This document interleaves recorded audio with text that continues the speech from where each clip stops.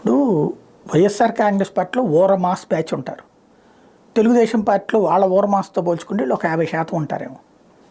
అక్కడ దాదాపు 8 మందో 9 మందో ఎంపీలు తీశారు. ఓ 10 మంది దాకా ఎమ్మెల్యేలు తీశారు. టోటల్గా 70 మార్పు చేర్పులు చేశారు.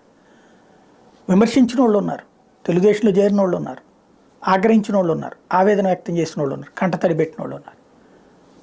తగలబెట్టింది 5% ఉందేమో.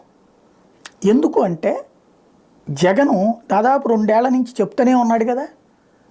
2 ఏళ్ల నుంచి పద్దాక మీటింగులు పెట్టడం, 3 నెలలకు ఒకసారి పెర్ఫార్మెన్స్ ప్రోగ్రెస్ రిపోర్ట్ చెప్పడం, ఈ నాయకులకి పరిస్థితి బాగాలేదు, ఈ నాయకుల పరిస్థితి బాగుంది, మీరు ఇంకా బాగా ప్రిపేర్ అవ్వండి, మీరు ఎట్లా చేయండి అని చెప్తానే వస్తున్నారు కదా.